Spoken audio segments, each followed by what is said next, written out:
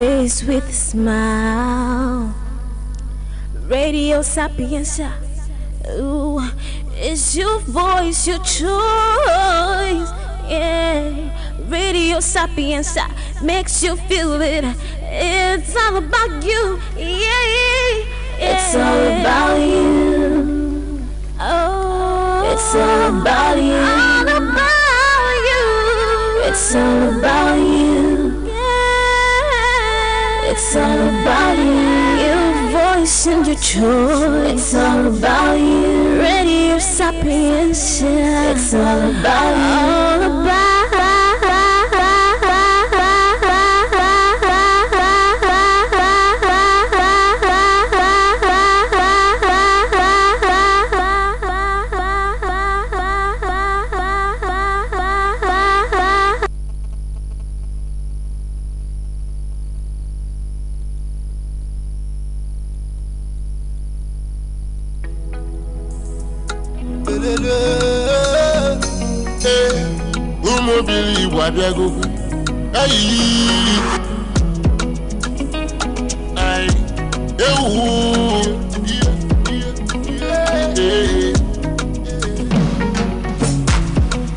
As I dey walk, I dey pray to Jehovah. As I dey sing, I dey pray to Jehovah. I dey pray against the poverty, because I don't like the poverty. They go down banana, umbrella phone for my name. Enemies go dey do for juju. Waka for man of forever. They go down banana. Phone for my name. Enemies go dey do for juju. Waka for man 1908. Hallelujah. Hallelujah.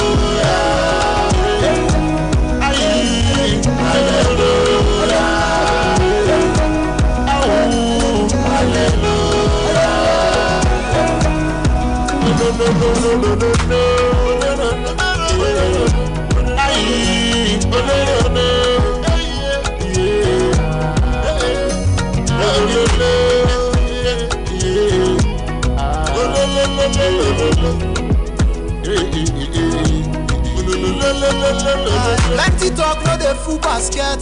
Bad man no dey introduce himself. And as I dey, I dey do my best. I dey pray to God make He dey do the rest.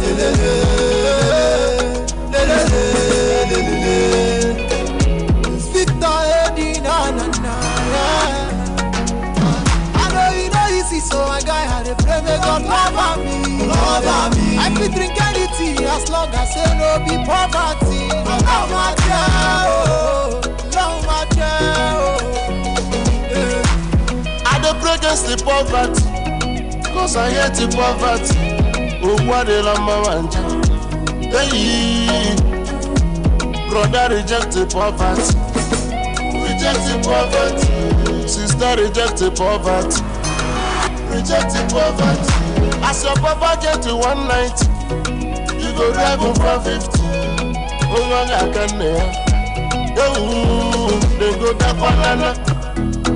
Phone for my name. Enemies go dey do for juju. Mboka phone I find forever. I dey go down banana. Yeah, mboka phone for my name. Unje boda do what juju. Yeah, mboka 19. All right, good morning and thank you for sticking with us on Radio Sapientia 95.3 FM, the best dial list of the Niger. We are always imitated and never duplicated, original, number one. Thanks to you. All right, it's Thursday morning, 26 November 2020. Studio time check is 12 minutes gone past 8 a.m. Up next is our breakfast program, Sapientia Express. Your choice, your voice.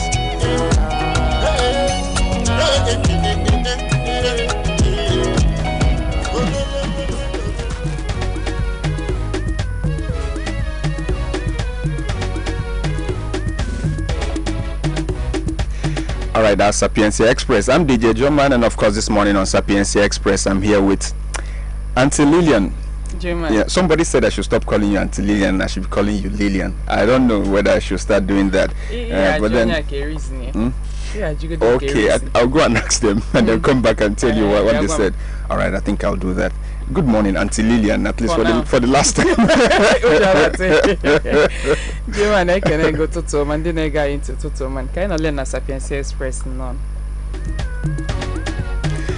All right, Sapientia Express. This morning on Sapientia Express, we'll be talking about what was celebrated in Anambra State yesterday. Now, every year, October 16th, the world celebrates World Food Day. And to keep it very simple, it's a day we all come together to talk about defeating hunger.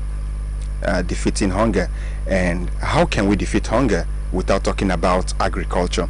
And so it was that yesterday, while celebrating World Food Day in Anambra State, the state government also flagged off the dry season farming. So this morning on Sapientia Express, we've come to talk about what happened in Anambra State, and that's World Food Day.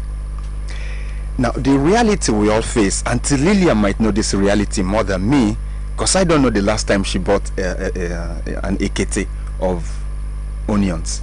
I don't know the last time you bought it, and or tomato, or things like that.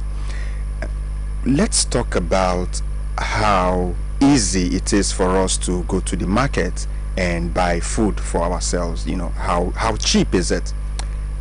Let's talk about our farmers, and let's talk about agriculture, and let's talk about all of the support, you know, from the government, at all levels given to agriculture. And let's also talk about our interest even in agriculture, because if we have every support and we just don't want to farm, then there's also a problem. Let's talk about World Food Day.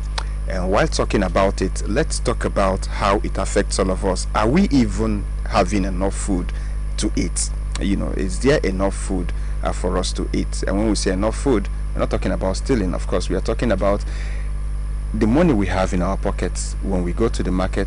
Is it able to, you know, take us through? Auntie Lillian will know all of those things more than me, because of the onions. You know, was it you or somebody that was talking about how expensive onions is? You know, I don't eat it. Those of us who don't eat it, we might not really know about it. But let's talk about it today, and talk about our farmers, and, you know, are we doing enough really? Hey, German. I remember you see the man. Yeah, my bona one you who are. He eating like a somewhere. I am happy ever. I like the somewhere. And you laughed. Makara iye ife basatali fe niketa ono dia keta Julanya. Mano another wake up call ko for onye obuna otu ife suwe batapolo. Iye topic anwa obulibu. Onye chi tinye ọnụ. Ọ ya amakwa mma na ọbụna ndị ọrụ ugbo na-agbanyekwa na ọtụtụ n'ime ha aba farm. Ada ejiben phone fa. Ụfọdụ na-ejikwa phone fa aba farm. Ọbụna ndị ọrụ ugbo ya akpọ anyị. Ndị na-elegasị ife nri n'afịa, ọ ya adịkwa mma na unu tinye ọnụ n'ụtụtụ a maka na ihe metụta onye ọbụla. Yesterday, Anambra State celebrate World Food Day. Na-agbanyeghị na ọ bụrụ nnyaa ka the celebration ga. Mana nnyaa ka ha wepụta ka we celebrate. Nke mbụ German, onye na-akpọ ọ na-agwa anyị kedu ihe anyị na-celebrate. I celebrate World Food Day. Mana is it worthy to be celebrated? Yeah. Oh yeah, Joe, why? If I celebrate nya, o meto government, o meto ayi maka mgbe ụfọdụ ihe mee ayi akwanali government. Mụ na gị na-abụ ayi lụcha ọlụ oyibo, ndị ọlụ ugbo na-eche ayi maka na ife ọlụ ugbo ka ayi eji zu ike. That's true. Ayi na-etinye ezigbo uchu n'ihe gbasata ọlụ ugbo otu ayi kwesị itinye. Government celebrate ya nya ayi na-ekene. Ha na support kwa farmers otu ekwesị because ana flag off dry season farming. Dose mana ọkọchị luo ihe ọlụ ugbo na afiazo al maka na mmiri ada ezozi. So ana support farmers ọfọma otu kwesị ịnụ. Ka onwe ụdị support a na-enye farmers nke nwa chọọ itinye ọnụ n'ụtụtụ anụnwa kwuo maka ya. Ndị ị na-ele ife nri n'afịa, ife nri anyị na-enweta ọ dị enough. Ka ihe kpata na ọ bụrụ ọsịsọ na ife disi ebu bụ ibu anyị ya corona anyị ya riot na-eme nke kakwụzi njọbụlụ na ife nri adịkwuro kedu ebe iche ihe niile anụnwasị maka na anyị ma na anyị nwere ana ịbatago na Anambra State enwe part of Anambra State vastland aya aka Enugu State nwere ana Delta State nwere ana ịgbagozi ugwu Hausa nke a bụzi kasa mana still anyị na-ebe akwa ife nni anyị kwesịrị ịdị na-ebe akwa ife nni n'ọnọdụ Nigeria nọ ya anyị na-ekwu okwu economic Nigeria otu ọ dị ife nni ekwesịkwa ịkwụ na line ya na ọ bụ ife anyị si ka anyị tinye ọnụ n'ụtụtụ a ndị na-ele ife n'afịa ọ bụ na unu nwe opportunity ọnụ anyị enye anyị information ihe anyị need ọ bụrụ maka importation ndị a na-ebubata ka anyị na-ekwu nọọ ife anyị nwe kwesịrị ịkọpụta ala onwe anyị ka anyị na-ekwu maka ya ma ji ma onions ma tomatoes ma garị ma rice a na-akọpụzi ebe a ka anyị maa n'ife rice Igbo ji agalakwụzi ọnụ nọọ bụ ihe anyị na-ekwu n'ụtụtụ anụ ka anyị tinye keni ọnụ ka bifo anyị ebulu wee sobe gọọmenti kwesịrị ịnyalụzi ndị farmers aka kpọọ anyị na 09039195402 ma 08186555184. All right, still Sapientia Express. Interestingly, the government is talking about all the wonderful thing she has been doing for the farmers, and so it would be interesting if our farmers also call us. Why yes, to tell us what they have been doing with all the wonderful money and support that the government has been giving them. All right, still 09039195402 if you are a female, and 08186555184 if you are a male. Sapientia Express, DJ Joman and Auntie Lillian. For now. Hello, good morning. Yes, switch off your radio set. Oh, sorry. Hello, good morning.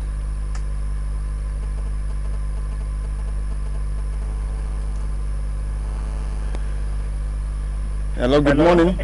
Hello, good morning. Yes, your name and location. My name is Mr. Swani. You're calling from? From Ichida. All right, choose the language. Thanks for me, Bobiko. Ọtụtụ amaka ka ime. Adị m ma ntị na ka esi nnọkwa. Anyị dị mma. Ịnụ ya ịnụ. Okay. Adịkwa m ihe nnọkwa na ihe nnọkwa na otu amaka. Because ndị gọọmenti anyị na-eme nnọọ ha na-eme mmadụ ihe a na-eme mmadụ nnọọ. Asọzụ nsiribeti ihe na-esi maka ihe Nigeria adịghị mma na ihe na-eme na Nigeria na amụha mta akwa n'ebe Nigeria na-eje ihe na igara ala ọnụ ihe nchọrọ ihe esebeti n'ihe ya ọ tụfu dị esebeti ya anaghịkwa n'ihe esebeti Nigeria adịghị mma fọ na ọ na-elekiri ihe celebrate bụ ihe ịkpọ ka egwu anyị ka ọ ka anyị tụọ otu anyị esi esinyela onwe anyị maka ma mụnwa ma ngịwa kwesịrị itinye ọnụ na ya ọ nwere onye emebe ka ọ bụrụ fama iche ihe anyị na-ekwu bụ way forward maka anyị si na anyị like ihe celebrate nya gọọmenti bakwu ihe n'ụlọ ka anyị njọ n'esti ka ndị gọọmenti ndị federal gọọmenti nyere ụmụ obodo ya ka nwere ndị onwe ụkọ ha maka ihe ndị gara n'ọnụ ihe niile ihe especially ihe na-eri n'ọnụ ọ gara n'ọnụ nọ amara m ka ịghọta ihe anyị na-ekwu n'ụtụtụ a anyị dị ekwu okwu gọọmenti ịbịanyela ugbo ogbenye aka ihe anụnwa metụta onye ọbụla ma gọọmenti ma mụ na gị na so ọ bụrụ na ị ya ege ntị ọfụma ka ịghọta ihe anyị na-ekwu anyị adị ekwu okwu gọọmenti ịbịanyela ụmụ ogbenye aka ihe anyị na-ekwu bụ na celebrate World Foods Day and ndị farmers anwa m na ọ bụrụ onye ọbụla ya bụ fama mana ihe anyị na-ekwu n'ụtụtụ anụnwa bụ gọọmenti a na-agba mbọ on their own part ịfụ na ha na-asọpọt farmers otu ekwesị oke ka nye gị instance German o nwere a tailor na-edozibelu m akwa so o mere travel ebe last week mkpọzie na phone ọsị m na ọ travel mana ọ nata ịmago na amasị ọsọ nsị ọgịn ọsị m na rice ọkọ na mmiri too ya so na ekas land ya niile na o nwetara rice all the support a ka ya na-ekwu okwu and not gọọmenti kwesị bịa ọkwa n'ihe a na-ekwu enye gị azụ oge ọbụla enye gị azụ oge ọbụla enye gị azụ wọsa na-ere gị azụ agụba gị so na ihe anyị na-ekwu abụrụ gọọmenti bịa kee ụmụ ogbenye nri nọ kedu otu e esi gba mbọ sọpọtụ farmers then ndị farmers bụ na ha ya akpọ n'ụtụtụ a ha ekwuo challenges ha na-enwe like onye akwụ kịta anụwa ọ bụ na gọọmenti na nwe otu ha ya esi wee na-prevent flood ịba na farms maka onye na-ele onye ọsa ajụ sị na flood ba na farm so onye niile aka ya na-atụ elu n'ụtụtụ a n'otu oge ọbụla nyem is not solution then ife nni na-agala ọnụ ka etinye ọnụ nwale ihe kpata ife nni ji agala ọnụ and of course and what can we do? Yes, and individually onye ọbụla nwesịa na bie we can support ourselves wee kwuo otu gọọmenti support anyị so onye kpọọ n'ụtụtụ a ka anyị tụọ alụ ife ya balụ mụ na gị na-abụ ulu not government niwe na-ewe gị ha si na ha ya enyere aka na-esi ọka anyị njọ. You know, I like the way, you know, the passion you're putting into this, and they don't know that you actually do have a farm in your backyard right here. Oh. You know they don't know. They don't know. All right, Sapientia Express. Hello, good morning. Good morning. Yes, your name and location?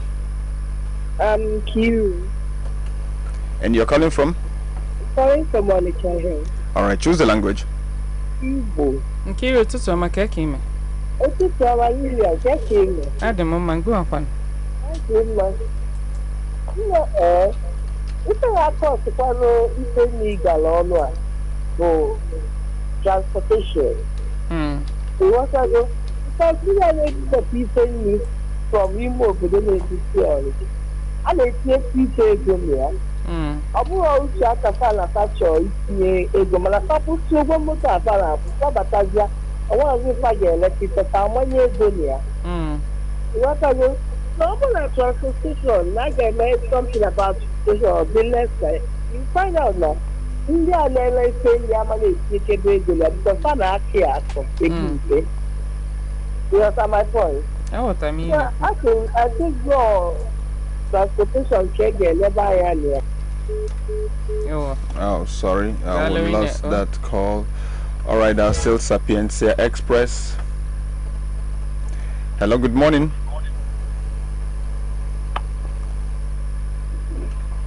Hello, good morning.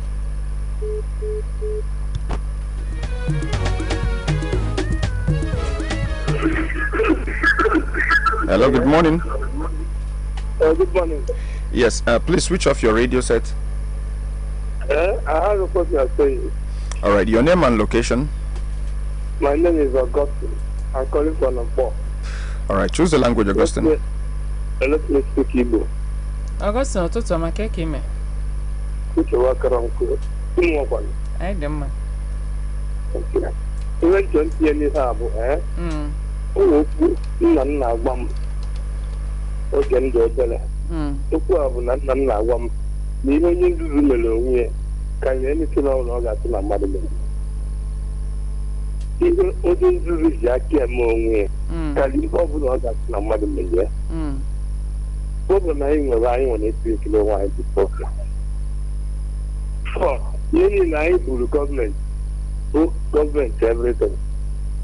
Gọọmenti ya esikwu nri bịa na be anyị gọọmenti ya lụrụ anyị nke gọọmenti ga-ekpekata n'ọrụ ha mana challenges anyị nwere na anyị our generation anyị dị late onwe chọnyere onwe ya aka ọrụ oge mbụ my father ọ oge mbụ nwere ndị family bata bie ka ịda atụ n'ọbachi ebe nne ya na-akụzigodo nkụzi oge nwe ọbachi nna ya na-arụgodo ọrụ oyibo oge nwe ọbachi ebe mgbe a na-akọnye ibe n'ala ọ ga-akọnye n'ibe 1 or 2 places mana ihe niile ahụ anyị ibe anyị nọzọ na ya arụ iyi letara were vote ị na-apị vote ọ bụrụ na anyị ga-ekweta na the best thing anyị ga-eme bụ onye ọbụla jee ị na-eyi make sure na ịkọnyere okwu ukwu ji n'ala oge mbụ plantain gụọ ịbatabe mmadụ si eje ka nye nke pata ugburu maka plantain dịla mana kịta ọjụ ọzọ na ihe eji anya ka laziness nobody is interested to work and nobody ga-asọpụ anyị ma ọ tọrọpụta anyị ma anyị emeri ya ọtụtụ na-ekiri na anadụ ka na ndị anyị ga-akọ ọrụ a anyị release onwezikwa onye mara etu esi akọ even in schools oge m na-eje akwụkwọ anyị na-eme agrikọlchọ onwere skuul na nwere farm onwere skuul na nwere garden oge otu nke adọzi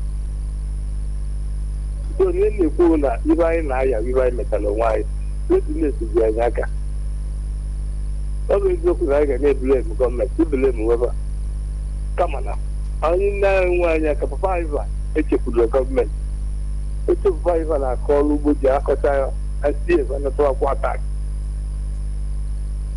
onye mọchọ nkwụ daalụ rinne mana ọ nwe ofu ihe nchọ ịjụ gị otu a ụwa dịgo kịta maka elote m oge ị na-ekwu ọ bụ ụmụ akwụkwọ mechie akwụkwọ ekpolo ụmụazị na vileji ejekọnye ihe na mana otu ụwa sapaga anyị nkịta na ọtụtụ ndị ada emenwuzie get another means IS will help who in agriculture. Can not suggest, but I need a window. I'm more equal. I'm more a bagger. No more committee a bagger in Malago. You didn't have them in Cogolina, my compound. Umana, which you have pay me. I won't put a very far of the trouser. Nkabo makana begi di so ke maka ndi obodo fatesi aka ndi na-enwere ike imenwe.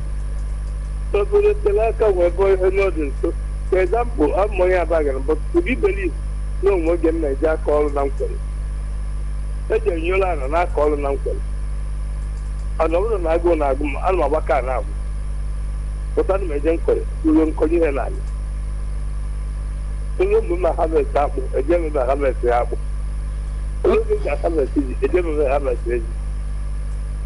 Okay, so ihe na-akọwa bụ na ọ bụ na ọtụtụ ndị mmadụ pụta tinyebe aka n'ọlụ ugbo na-abụrụ sọsọ ndị a ji emela aka ọlụ na ọ ya help society.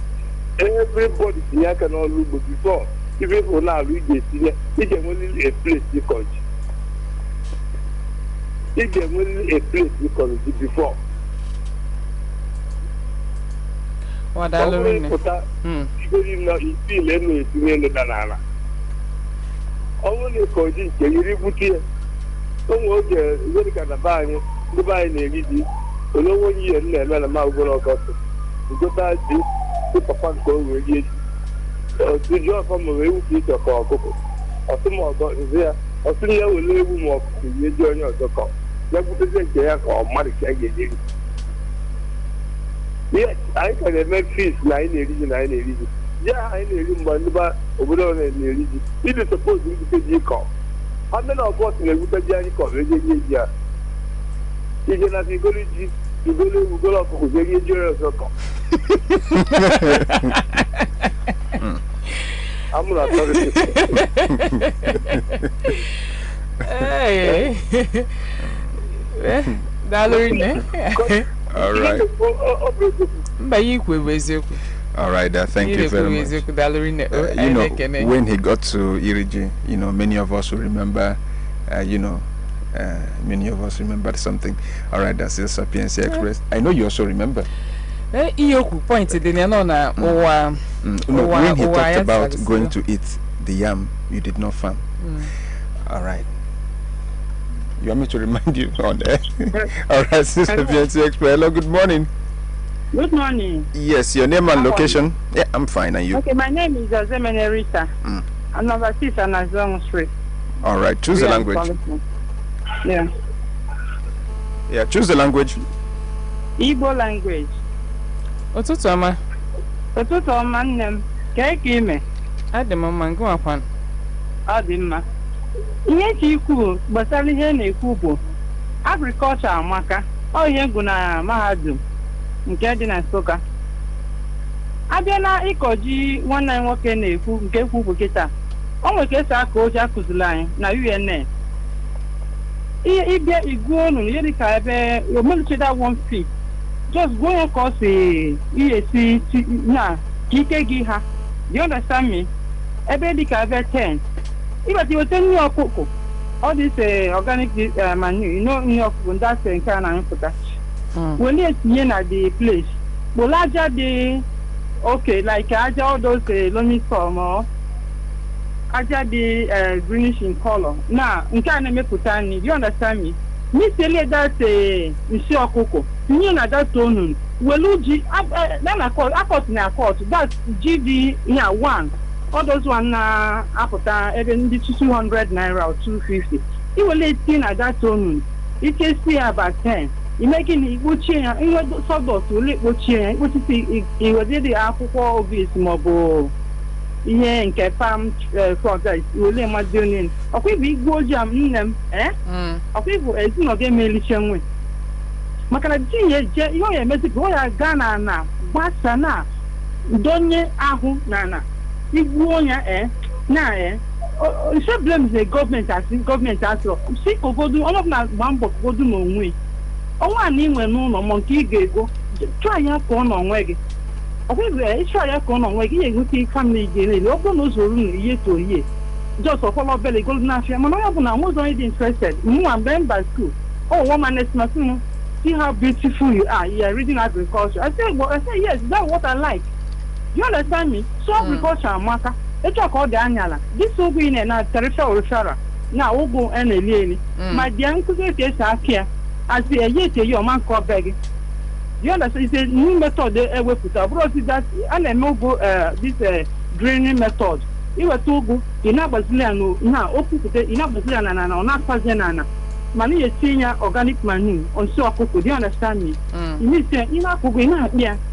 I was already interested. Government cannot solve everybody's problem. You have government. Who is government? You are government. I'm a government. So that is it. Yes, so it's when I want to enjoy can cause the government support farmers. No way. Man, when do I call have farmers? It feel na ha na no support ha kwesi from government. My dear, the problem is there about middle people. Government not try, but then they say yellow had and all these people no. To be frank with you, so how many laws are first to go? As the young go break, as the 1 and 5 years in here, the young man up to 9 or 10 years. All those who can you or the reason. Okay, water. Okay, you know, the government in a Kahanyelu, Ndo Kwesi, Ade and Yelufia.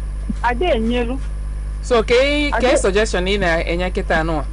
No, opponent, I say, get advice, government, advice her to do. You want yourself getting implementation as any law as the name. What if we are monitor all those things? As you have one buffer, that money, then that's two source. You understand me? Operating will let you just I will limit German just pass or there was what I said. Okay, that money, like you not in the using Kahofma. Okay, that money, all these people not village, I have money at all. You understand me? Family, no hata. My dear, hi, you got the surplus in this Eastern country. All I be very surplus. How they look hata? All those okay, mind kita. I won't get what I think. Fadama. I just did nothing. You understand me? And when now conflict and implementation vehicle, I monitor all those people of Fuma in water. I just want a village or probably not want to have the anoka. No, just that village at Salama, you can not some internal solar bundles. I monitor additional hand use that thing. The two boy at Chalana Kokali. I know rice. I know rice now, Malay, and Azuri. Is she the rice of Fuma? The Achala. Is she got apple? I know women, I there be known, I know from meeting near even step where they see. You are the young uncle, and not go to school, then no school, in blue pan in his near jubo. My came and maybe actually go rice on a gallon. Maybe I go rice is that there. I want dinner bear hazard and then a street na bear hazard. You understand me? Like it just within this December. I know when I say, can put the rice. Can lay with 1 month after December. I'm going to my mouth or something like that. You understand me? Somewhere time. You understand? You I was around. I don't need no that. How will you go? Hijack everything. Just so. I'm not talking about the ebe 30,000 book seller. Okay, chelo ine kuna ndi na oburo ndi na copter n'ugbo na ele ngalon no ndi na bia hijack here. Yes. Oburo ndi na copter n'ugbo. US of mom no wan ya tare ma US of ma. I wata won go ilu oda kwa onye plan na say ka mmemme nwa m ka ngoti here December ka mmemme nwa mebook to do everywhere. Ndi ajisi ego adia ebukolu nke ha yeli ma nke onye ozo yeli. Stores and more than 50,000, 100,000 have booked 10. That's the program anyway. Thank you. Yeah. All right, still Sapientia Express. Before we go for this break, Angelia, she made some points, and it's clear. I mean, she said she read agriculture. One of the very points she made was trying to absolve government from the farmers not getting what the government actually set out to do. There is a loose definition of government, and they'll tell us everybody's government. We understand, but for the sake of this very discussion, government, of course, are those whom we elected, and those people they appointed. And so, if I've elected a governor, and the governor has appointed a commission of agriculture, in this discussion, they are now government. If time and time again, the government comes out to say we have come out with 1 billion naira, to support farming. And this is how that 1 billion naira will go. It's going to go 1 million to they always come out clearly and say, we are targeting this kind of farmers who are into this and that. And if at the end of the day that money does not get to those farmers, we hold them accountable. Where I think we are also failing is, do we even follow the government and listen to what they are saying? For instance, if I'm a farmer and I'm producing, maybe yam, for instance, when the government comes out to say we've supported all our farmers who are, producing yams, do I even listen to them to now know, okay, this is what they said, this is how they said we should assess this money, this is where and all of those things. And then when it doesn't happen, then I can cry out and say, wait a minute, you said you were going to do this and you didn't do this. The second one again was when she talked about during the time of surplus. During the time of surplus, and like she used an example with her community, and then the middlemen will come buy up all these things and then hoard them. So they hoard it, and then it becomes, we are looking for it and it becomes expensive, and then they bring it out. I think if those in government are also listening, they should take a cue from this and know this is when they should step in. Yes, and German, I'm from this last one. Right. I think now, hoard there is still the same problem. I know when I want a surplus. I want to surplus. Farmers are not very well. Okay. Oh yeah, you put a hoard on your gaffy. Okay. Because you go Uguausa, community about called tomatoes. I has not higher hoard there. Oh, it says how like a honey Buddha. That's true. So when I SS farmers excess production of rice. Okay. Gary and all those things. Get on your hoard. Okay. So even for the end of my jaga make that say na in chap government government is failing us. Open how they fail. Yeah, bon with government because like you said, he elects a mad. Open me say mad onyisi. I like that. So all right. And then blame for Ofoye came a governor, Ofoye came a commissioner. Mana etabili, eta on a gun tota mbo for don tabili, mana matakuota. Yenja tota mbo for tabili bona, ye ko wiki uzili. Mane, o ichoy money if you to your kita, boni sieba. Obragi a run in henine, mana icho. Nature monitor here na member to a point monitor man ye nwete see here ye nje kwebo government wepụta ego na aya eke ndị na-eso ha maka ha bụ ndị a na-aya not even onye na-ewepụta ego onye ewepụta ego ọ mapụga ego a onye le ego bụ the problem. And ndị kwesị ike ego, yes, it's the truth. Yeah, it sounds like the truth. Yes, it's the truth. Ndị kwesị ike ego, okay, na ihe okwu. Na sometimes na ha na-aga, ha no say ayeke the money. Kedu ebe the money ga? Because they will take that money. Where is the money? Where is the money? So German, obo na ichi ife the fact. E wepụta that money, they can monitor it. Mgbe ụfọdụ enwe ike ma sị ezuna, ma nya pụta go da pụta. It's a discussion that's even outside of agriculture, but it's an important discussion because we're talking about agriculture. Agriculture, but the no, on the street, I say not the cocoa. No, what I'm saying is, the discussion we're having is outside of agriculture per se, farming. But the truth is, what happens in this discussion is what is affecting farming. So we must have this discussion. If you talked about the head. It is not for anything. It's not that you have two heads that people decided to say, okay, come head us. And so if you are leading and you do not have the ability to say, I have brought out 1 billion naira. Of course, what they bring out is more. For instance, yesterday we were talking about 2 billion naira. If you do not have what it takes to bring out 2 billion naira, and on paper it was clear the people you are targeting. Yes. If you do not have what it takes to, after spending that 2 billion, get feedback from those who you actually targeted, exactly, then you have failed. Results. the person whom you gave, there's a chain. But I'm saying, if you are leading people and you do not have what it takes, I didn't give out money, but I have heard from people this morning. You have also heard from people this morning, and everybody listening to us right now have also heard the feedback. Now, if you are leading, whether at the local government level, at the state level, at the federal level, and you do not have any way, you do not have that feedback mechanism to get back information from the people whom you targeted to say, no, this money did not reach us, so then you should check yourself. Then you should ask yourself, really, am I leading? Because when you are leading people, you are in front. If you can, when you're in front, it's like in the military, when you're front and you're giving orders to people behind you. If you do not know when those people have started grumbling, if you do not know when the people who are behind you have started grumbling, and you are leading. But the problem, Bona, Gambo for that, Thomas. Yeah. Didn't match. If we see lead, or make it on our nagan, on the problem. Nagan. All right. A master on your name left, on your name right. All right. What did you do? Girls Brigade. All right. Still Sapientia. Okay, Girls Guide. Girls Guide. Girls Guide.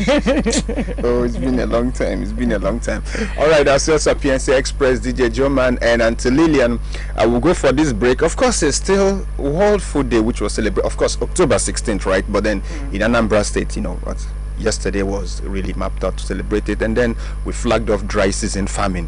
While we are flagging off the dry season farming, we need to also assess what happened during the rainy season. I say when the jet chubego, when the jet has baggage. I like that.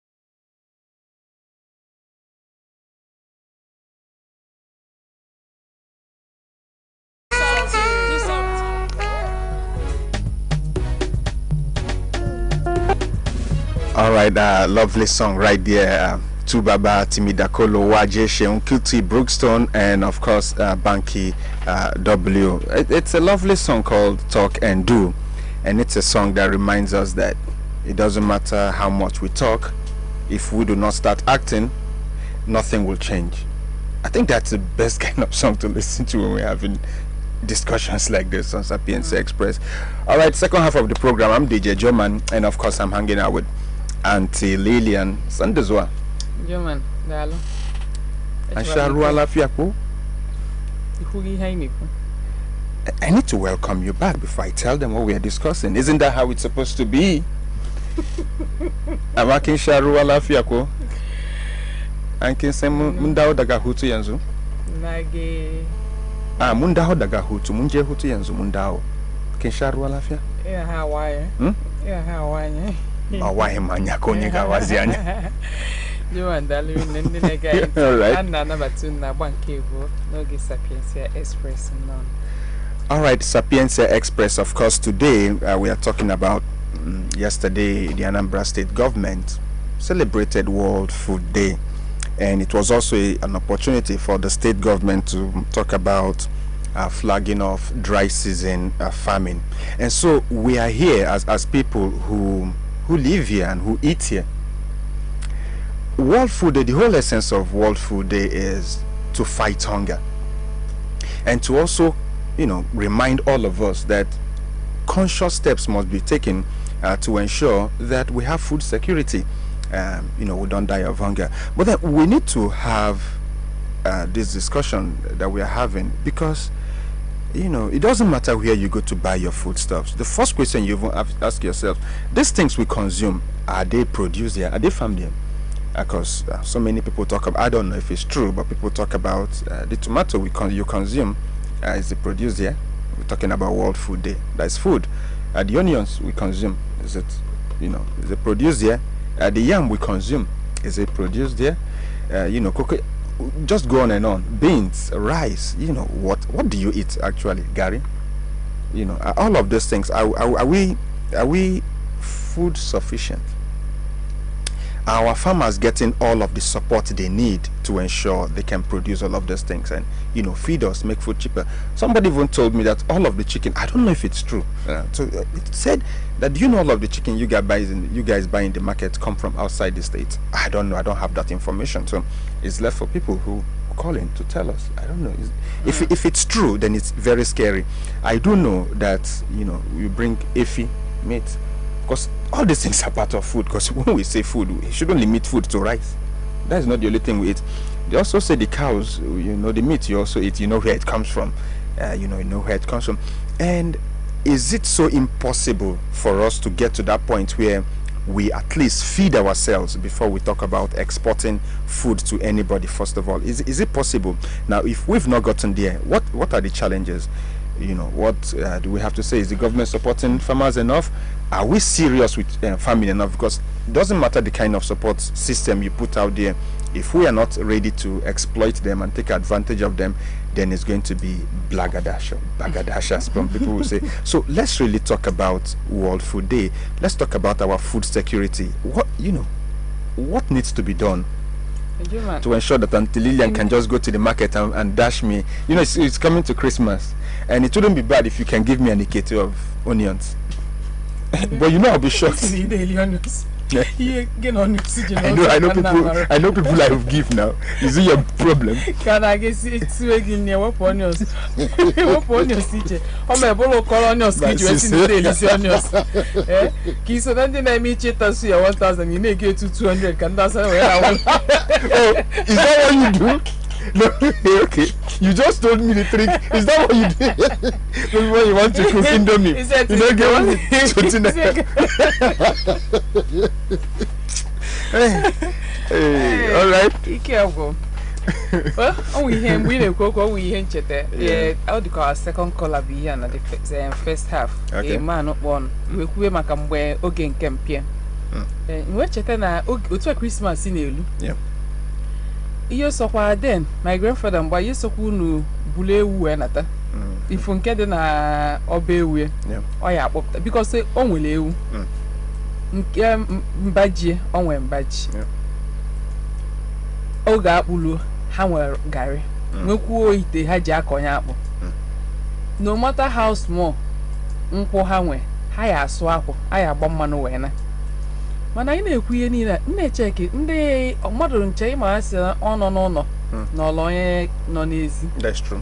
ya na onye nọ n'ezi jebele onye nọ n'ụlọ ejicha Christmas ọ nwekwa ka ọ dị na anyị jesizie na isikwa township golu mmanụ bunalụ ndị nọkwu na village nwekwu ana n'ime compound kwesịkwa ịgbapụtala unu mmanụ nwee gari ka onye ga-akpụ ịmago kilikili ihe a ọ bụrụ na anyị nọ na village kwesịrị ịbụzi a total farmer but that's true.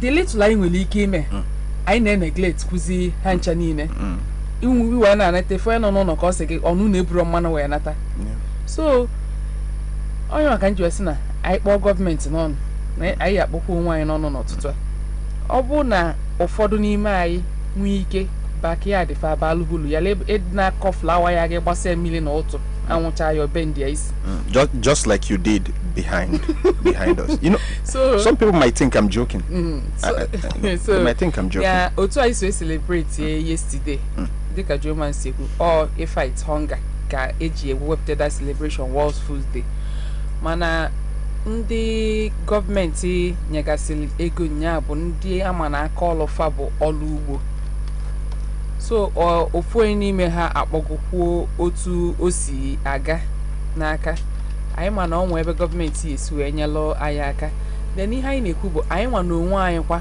ma ndị nọ township ma ndị nọ na village maka inweta nke gị iwee tinye so na nke na-ezuru ezu kedu otu anyị esi wee nachi akwa back nyela aka maka ife na-eme kịta anụnwa ọ metụla onye ọbụla ma Joma nnada elikwuzi onions ama m na ọkọlọ onions ka o ji si n'ode elizi onions ọ metụla onye enu ọ metụla onye ana kedu otu anyị esi wee nyela onwe anyị aka ya na ife iche otu gọọmenti esi wee nyelukwuo ndị na-akọ ọrụ ugbo aka maka ọ bụrụ na anyị nwee enough ihe a na-ekwu kịta anụnwa na ijekwa igolu akwụkwọ nri galakwuzi ọnụ ọ bụrụ na anyị nwee enough ifu nọ maka ndị na-ebudatala anyị ebudata ndị si nọọsụ ebudata bụ ha nwego extra ihe bụ na ị nwere extra ya nye mmadụ ibulu nke gị paakị elibe all from extra ha nwee ka ha si ebubatazi obele fọ na nke ha kpata o ji agalala anyị ọnụ so kedu ihe anyị eme ka anyị gbaa mbọ fụ na arọ na-abịa abịa anyị adịzi anyị otu a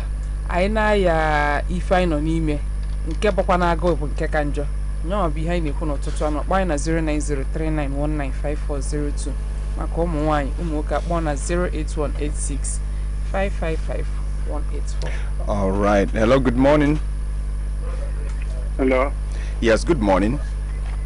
Good morning. Your name and location? Obuku Idemili. Choose a language. I know me if you know to try. Toko Maba Fam. All right, go ahead. Otutoma, gaba niru o. Okay, nem dal o. Ife unu na-ekwu ife nghọtakara n'ime ya bụ ka ga-esi nyere ndị farmers aka. Inyere ndị farmers aka eme estimate ya ewepụta ego agriculture. Ego agriculture a ndị sema na nne ma mọsịrị ya na-ekenye bụ ego o dị elu agriculture aka o dị elu ndị na-arụ ya bụ ọrụ ugbo aka. Why? Because na ndị na-ekenye bụ ego adịghị ya mgbe ndị ọrụ ugbo ga-eyuzi ya. Kịta ndị sọpoziri inyere aka bụ ọgbaru iju agbarụ ọtago ọgbaru ebidogo ọrụ Anambra South Anambra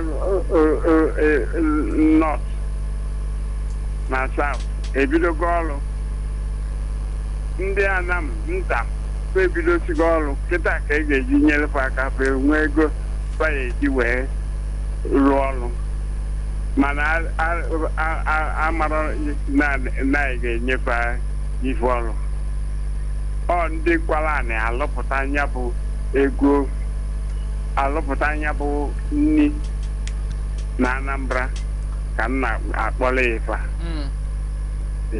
so ndị supposedly inyere aka okenye na ihe na-akọwa bụ otu abago dry farming season otu ya abago oge ọrụ ugbo ọkọchị ihe na-ekwu bụ ka enye agba mbọ nyalụfe aka ọfụma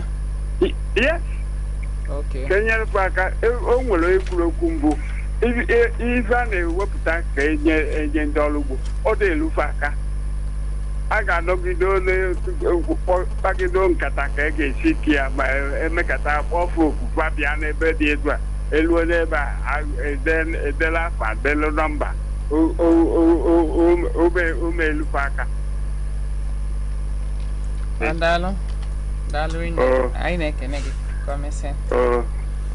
all right, that's a very important one. Hello, good morning. Hello. Yes, your name and location. Good morning. Good morning. This is Antonio Numera calling from Zamfara State. All the way. From Zamfara, yeah. All right, choose a language. I use the Igbo language. Totoma. Totoma one and one. Take him. I know for Mount Wapon. I did ma. Okay, I know for me fooling the Futon or Tutua. Mana ihe ma ngwa the government na try for to hang with you ofuma because when you come no what ihe mere ebe a one certain time e mana ati na ebe onye bi ka ọ na-awachi yes ihe mere ebe a mgbe government tialo oge dry season okay ihe o kele eji we for ugbo and mana the full my generator nya generator anụ na amịta mmiri nya ko we nyana aka na amịta mmiri we na awụ na farmland n'oge ọkọchị maka na ndị anụwa buru data ejereta anyị elekisi ya ịpụta ebe ebiche ya ndị anụwa na-ele jeneretọ ihe mmiri na Zamfara anụwa ka ihe anụwa melụ ebiche ya jeneretọ ahụ abụrụ anke niile lechie anke niile epiche ihe ka ndị wite eji wepụtazi adịtin emeji anyị na-abụ gọọmenti na-ekwesị na ha nwere ife ha na-eme mana ha na-agba mbọ ka ha nwere ike dịka m nwee ebe mbi ebe a na nwe ebe mmekọtara anya na saadị nchekere nkwa etimenti ihe mmere mkpọ ọsọ mbọdị si ahụ kwupuchere m data etimenti ahụ eche ka nkọba ihe dị ya afọ m ihe lasị enye ya ụtago and another thing na-emekwa ebe ndị gọọmenti ya etikwa aka bụ ụzọ dịka ọnwa ọsọ mmadụ kpọ nna asị na ụzọ adịrọ m oge last week agbadata m ndịda n'ụzọ amamihe m pụrụ n'ụzọ ịpụta moto nke anụnwa bụ ife nri ọpụta n'ụzọ ọda especially trailer oge emechezie ka esi mezie transloading ịma na anada money ka ọ bụkwa ana onye ahụ ya agbakọnye n'ego ihe ahụ ọ ya ejele ma ife nri ya emebisi na-emebi ma ndị mebisi emebi ọ nwere ka ọ jee mere nke ọgba lot ọ ya adịghị the money anọ ndị mmadụ ya emekwa the transloading anada moto ya ebupu ya wee gbadakwa ndịda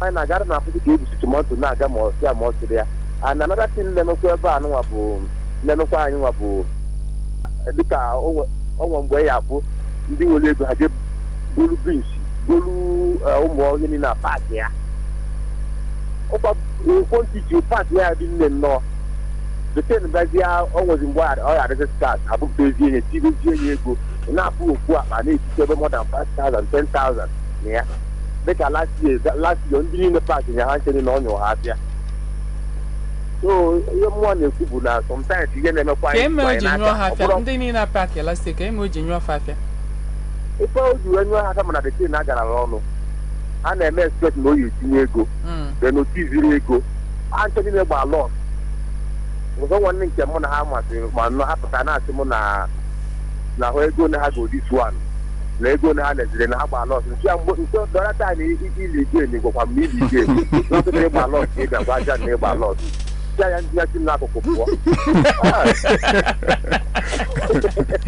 ịgbata ihe ya onye ụlọ afịa ọ dị lọki na ọgbara ụtụ ọ ka eje weli ekwe ọma iliwe I'm telling you so na ndị gọọmenti na-atara ka ha nwere ike ụha ana strike anwụrụ ike na anyị nwekwasịrị ịdị na-amazị ihe anyị ga na-eme dịka mgbe anyị dị Ọnịcha ka amụmụ na Fegi ka amụmụ na 18 Federation Street Fegi Ọnịcha ọ nwere n'akụkụ fensi skuul dị ebe ahụ ihe adị anyị dị nso dị ihe adị ahụ anyị nke nwetachara anyị n'akụkụ ebe ahụ na-akọcha ife nnọọ and anyị na-enweta ife na ya mgbe ahụ anyị na-eje praịmarị skuul ebe ahụ anyị na-akọcha anyị nweta Fraịde Tọzdee anyị na-akọcha ihe anyị nweta ebe famịla na na-akọcha ihe ebe kịta Maazị Nna na-emezi ya onye ọbụla na-achọzi ka o jee n'ọnụ ọfịs ebe esi ga na-ekwu so na ihe niile a na-eme onye ọbụla eburu gọọmenti ga-eme nkekwa anyị nwa mee nke ọ dị n'akwụkwọ nsọ ọtụtụ were nke Siza were nke Chukwu n'etiti gọọmenti ga-eme nke ha anyị nwabụkwa mmadụ ga-eme nke anyị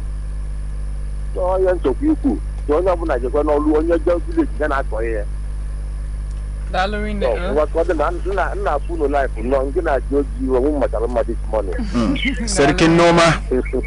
Serikin noma a Zamfara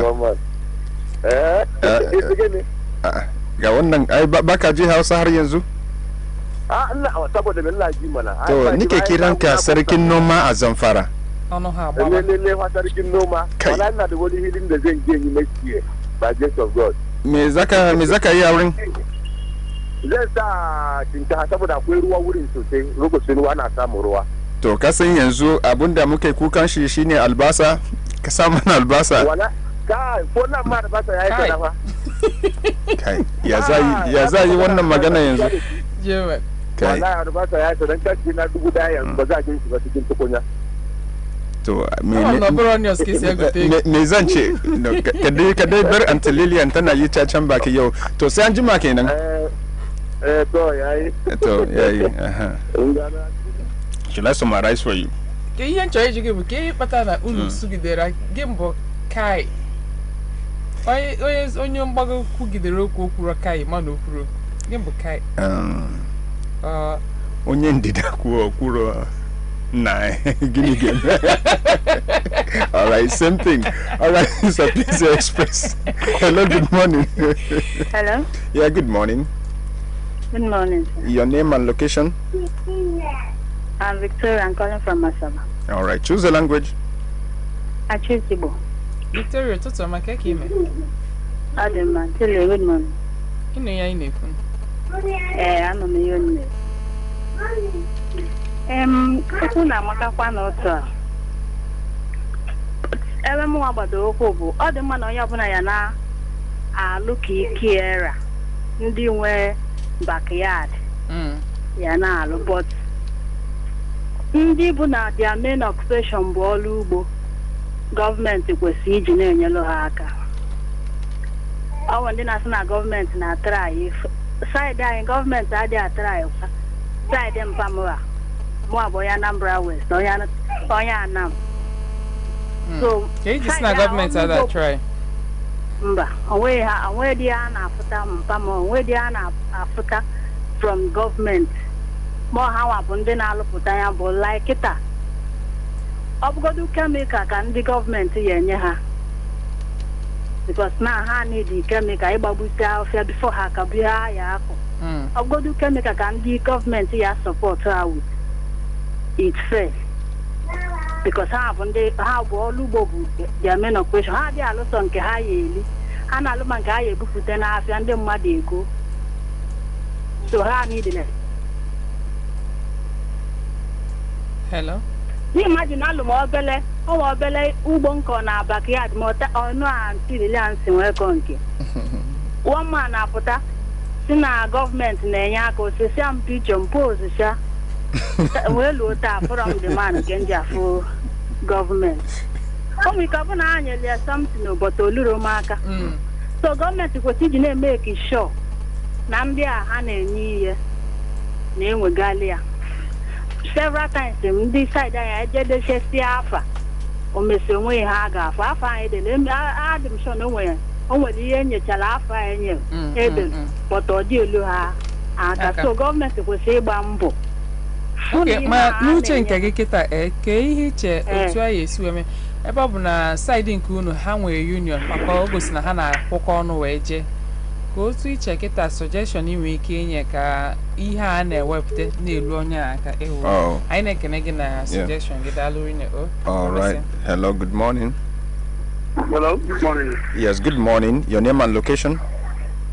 Okay, this is Bishop Death from Awada is a post urban of the North Local Government Council of Anambra State. Good morning. Good morning. All right, choose the language. Come on, Nigerian. What's up, Amaka? Good morning, all the man.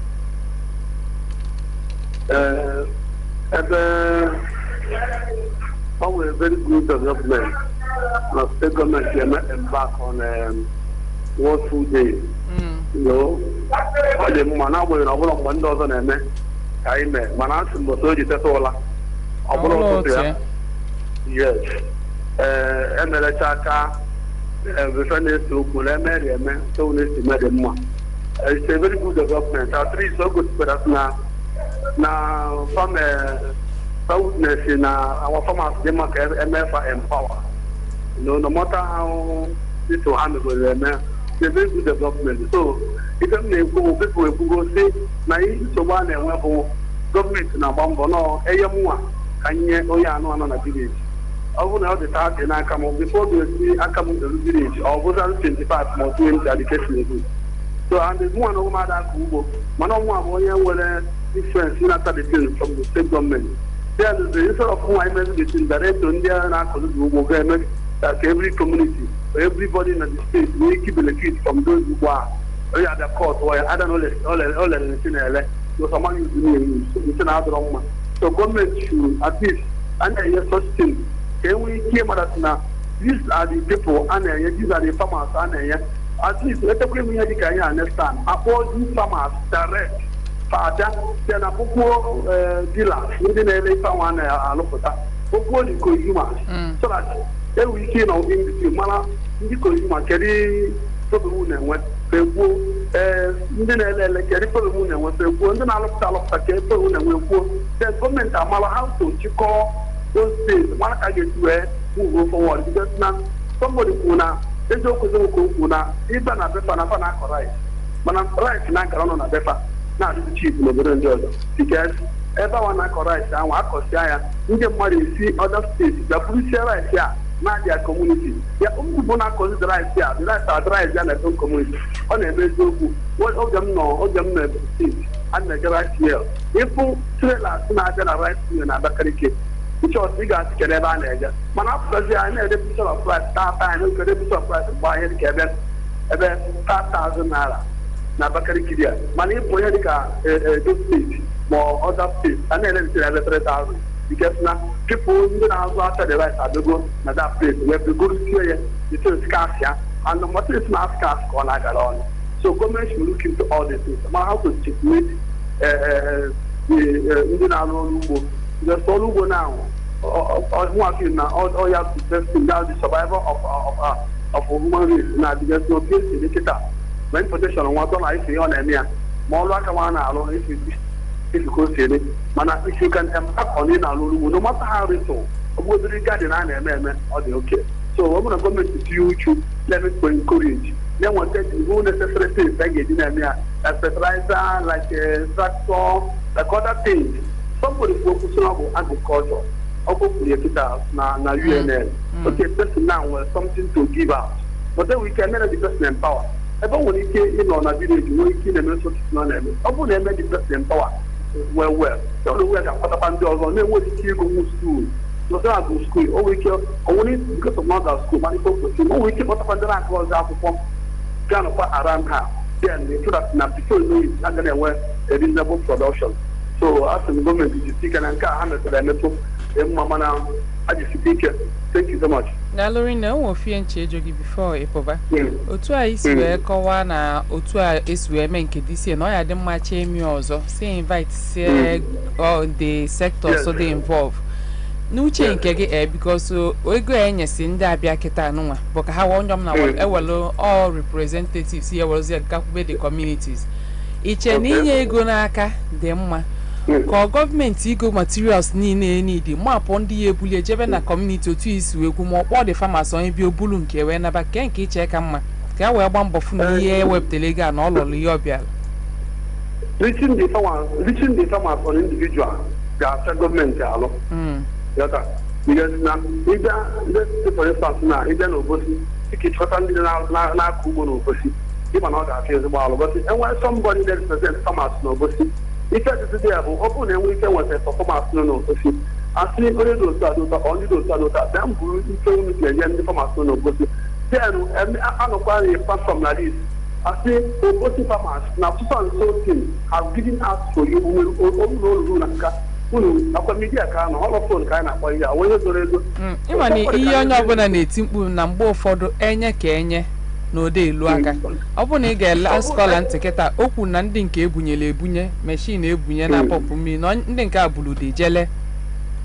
oke ọ ka na-asị m nwa alụ ọ bụ na mba fama na wee nụ na gọọmenti biri sọmbọdị fertilizer ka ọ biri ọ bụrụ na o biri ya ntụtụrụ fon bụ mkpọ ọsị gọọmenti ruru biri ego ụta fertilizer na m wee butere ya ọ bụrụ na achọkwa ụlọ ụmụaka fama mis ndị beruru kpọọ sọfụgbazie ya nwa kedu ihe mere na obere ya owedipo zoro ego ma gọọmenti chọrọ transparent obi transparent ọ na ha chọrọ transparent okay so na ị na-ekwu bụ ndị famasi anọ na union ọ bụ na ikwuo na enwe ihe ewepụta for them na olulofa ka ha raise alarm na ha enwetara ya yes ọ bụrụ na ọ na-ata m ikwu osi ya sị na ife asị ka ya ndị dị otu ndị nzam na-enwetara 100 fertilizer bag ka eke ndị nzam enweta 20 ndị nzam etinye mgbu na ihe otewu 20 na ọbụrụ 100 everybody will hear it that person is the it's not an information that I'll take because I'm here. So what if everybody is going to go that everything is well let's go now about that and not come on problem kedu onye ekwu onya behind na ya well ọkwa m nje ekwu gbapụta ntị ekwu nke akịta so onye na-ata ekwuziri ma nọ ya ka ọ dị alụ kama ihe dị dị bụ nwa ọrụ telivishọn ihe na-ekwu ịdị shọrọ ọ ga-abụ esobe gị isoro ya n'isi ọlesa ọ bụrụ na ihe na-amapụta na-amapụta na midia ọ na-apịtara ego n'anya adụrọ shọ mana ife ọ nwere ịdị shọ ịdị 100% shọ you follow it clearly all of the ihe mmadụ ise niile ka ọ bụ na-acha ya away from our own responsibility. So thank you so much. All right, still Sapientia Express. All right, we'll be going for this break. But you know, before we go for this break, let's just think about something. Let's not even talk about it. You know, we have people who head organizations like banks. And this bank, somebody is the general manager of a bank. And that bank has branches in the state, different branches. And each of these branches have different managers. And that bank has across 36 states branches everywhere. And they are also branching out, you know, outside of the country. And a human being is heading it, you know, he's heading it. It goes right, he takes the credit. It goes wrong, he takes the blame, and he does. I mean, you see them each time there's an issue, they solve it. And then somebody sits down and suddenly does not know how to handle 100 farmers. All right, we'll go for this break right now. Like I said, there is nothing to say. You know, if we're sincere with ourselves. Thank you very much. What else do we say? Not a delicate situation. Yeah. Thank you. If you pay German 1 more 0, just 0, that is nothing. So,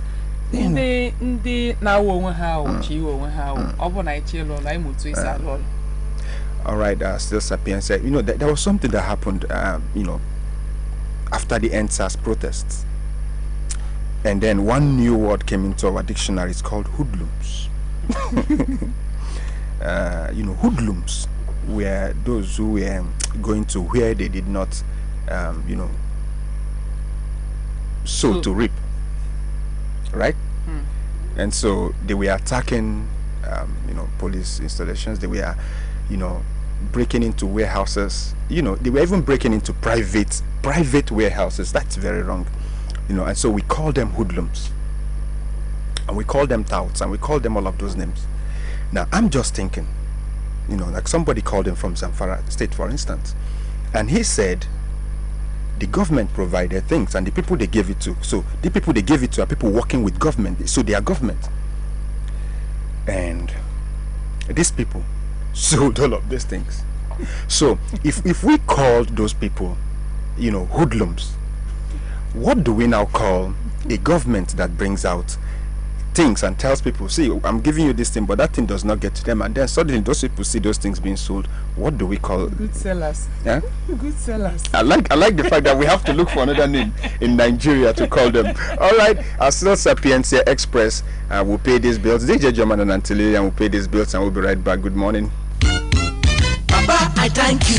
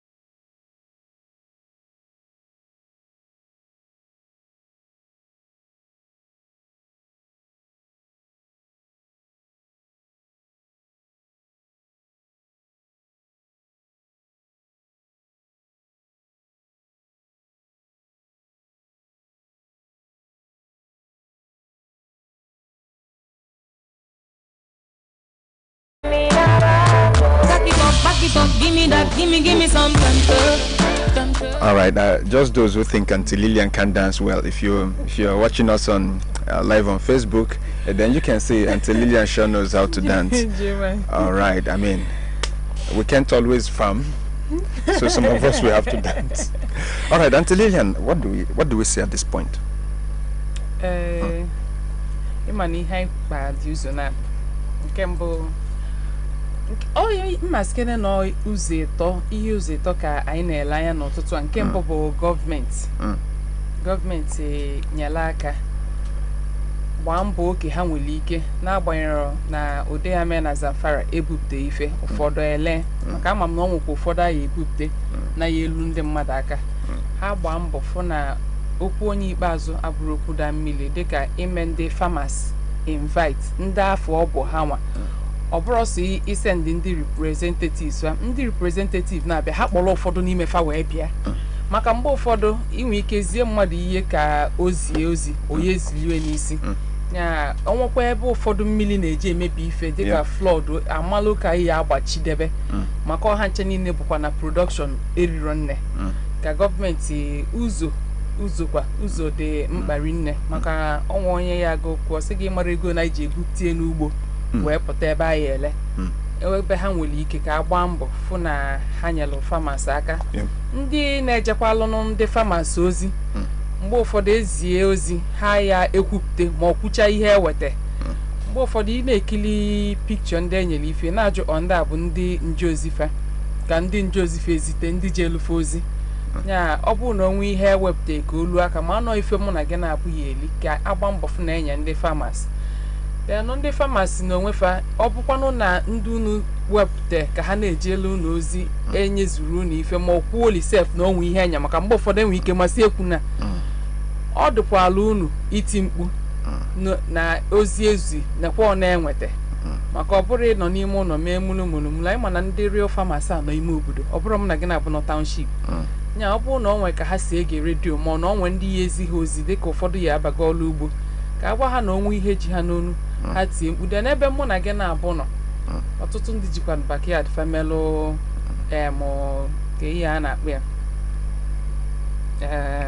garden nweke no matter how small o nwere enyi nwaanyị nke enye ọbụla bucket eji akọ flower ka o ji akọgasị vegetable nwere 6 ridges so no matter how small ọ na-agbakwa anya mmiri na asị ọkwa ya nọ na village eje n'ọlụ oyibo mana nke nwa na-anọ n'ụlọ ọ ya agba anya mmiri na ndị si village ndị si township na-anata ha ebute gị mmanụ iyeli it's like you have some uncles you give mmanụ when you go to gote elu gị ose gote gị tomatoes o nwere ihe bụ ife ifele that's sad yeah onye si township nwe ihe ọ kwesịrị ịkpanata alụ gị nke nwa nọ township nwe ihe kwesịrị ịkpanata alụ onye nọ village dịka nke na-adịrị adị then ọ bụ na onwe onye kwu okwu si dịka na ịnwala ana ụfọdụ na-eje na nkwele ụfọdụ nwegasị ebe ha na-akọ ihe ọ bụrụ na ụfọdụ n'ime anyị na-achị aba to agriculture I think na ya na a supplement nke ndị farmers na-ebupụta dịka na enwe scarcity otu anọ. All right. So ebe aka anyị akwụsị. Yeah, you know, Auntie Lillian has said everything. I mean, talking to us, but you know, I just want to talk to the government.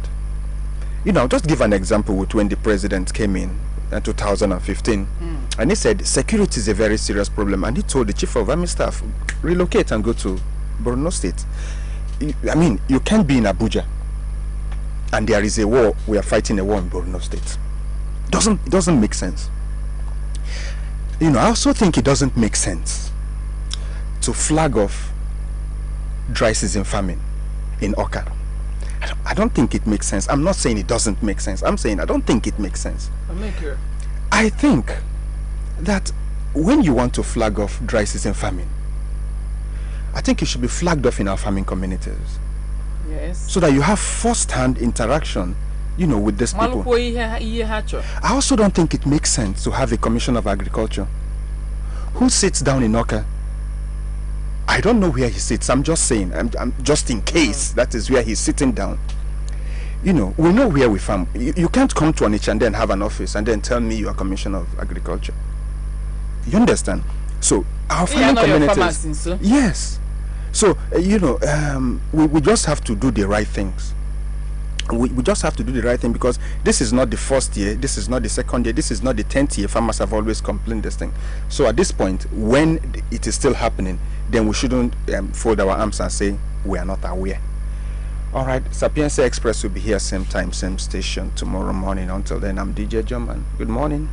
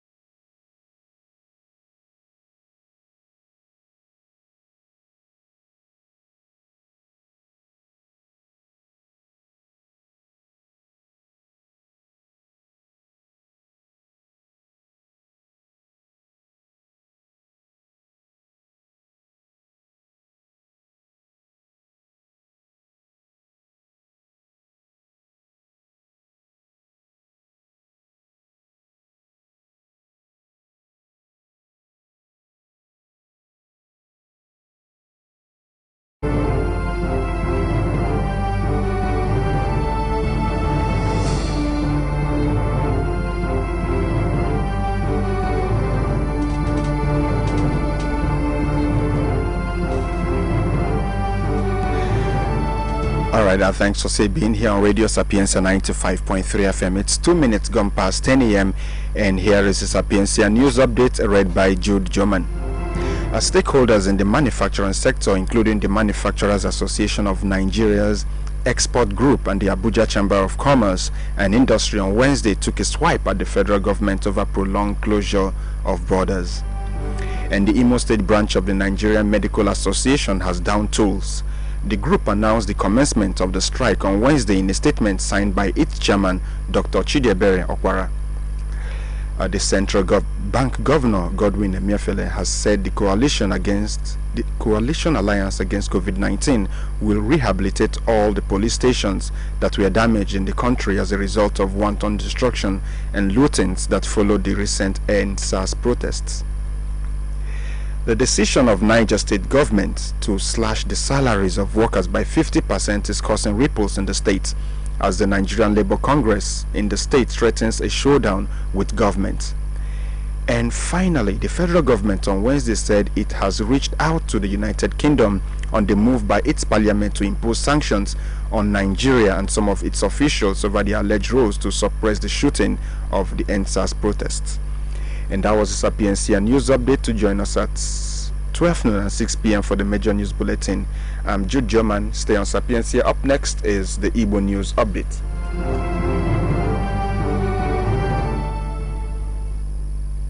Ụtụtụ ọma Igbo ndị ọma na-ege ntị, anyị nabata gị n'oge nchịkọta akụkọ ụwa nke na-abịara gị si na ụlọ ọrụ mgbasa ozi bụ ọkaibe Radio Sapientia 95.3 FM Onitsha. Ogodike bụ aha m. Ụfọdụ ndị mmadụ eji okwu ha agba izu n'okwu metara imepụta ngwaahịa n'obodo a, tinyere ndị otu jikọrọ ụlọ ọrụ dị iche iche na-emepụta ngwaahịa n'akụkụ ala anyị dị iche iche. Manufacturers Association of Nigeria's Export Group na ụlọ ọrụ Abuja Chamber of Commerce and Industry akọchago ma gbarụọ ihu nye ọchịchị gọọmenti etiti maka okere ala Nigeria na mba ụwa ndị ọzọ gbara ya okirikiri emechiburu kemgbe ọtụtụ oge gara aga. Otu jikọrọ ndị ọrụ dibịa oyibo n'akụkụ ala anyị dị iche iche, Nigeria Medical Association ngalaba Imo State agbaga abụba ọrụ. Ndị isi otu ahụ nyere nkọwa maka ya bụ abụba ọrụ ụnyaahụ n'ime akwụkwọ ozi ha wepụtara nye ndị nta akụkọ, nke onye isi oche ha bụ Dr. Chidiebere Okwara binyere aka. Onye isi ụlọ ọrụ bụ gọvanọ ụlọ ọba ego etiti Central Bank nke Nigeria bụ Dr. Godwin Emefiele emego ka amata n'otu akpọrọ Coalition Alliance Against COVID-19 ga-arụzigharị ogige ụlọ ọrụ uwe ojii dị iche iche mebiri n'ime oge nsogbu sotere ngagharị iwe EndSARS emere n'oge gara aga n'akụkụ ala anyị dị iche iche.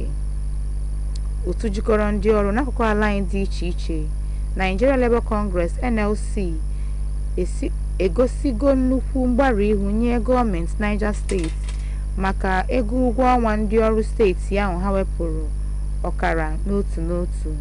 Otu NLC mere ka amata na ha ga-agba abụba ọrụ kpụ ọkụ n'ọnụ maka ya bụ ego ewepụrụ. N'ikpeazụ, ndị isi ọchịchị gọọmenti etiti emego ka amata na ha abanyego na mkparịta ụka nye ndị isi ọchịchị gọọmenti mba United Kingdom banyere atụmatụ ndị ụlọ ọgbakọ omebe iwu mba ahụ inye gọọmenti Naịjirịa nakwa ụfọdụ ndị isi ọchị obodo ntaramahụhụ maka akparamagwa ụfọdụ n'ime ha n'oge ngagharị iwe EndSARS emere n'ọdịnso a. Nke ahụ bụ nchịkọta akụkọ ụwa nke bịara gị si n'ọmarịcha ụlọ ọrụ mgbasa ozi bụ ọkaibe Radio Sapientia 95.3 FM Onitsha. Ọgọdike bụ aha m site ka isonyere anyị ma ọkụ elekere 6 nke uhuruchi taa. Oge anyị ga-ewetara gị akụkọ ndị ahụ n'uju. Ndewo maka isonyere anyị.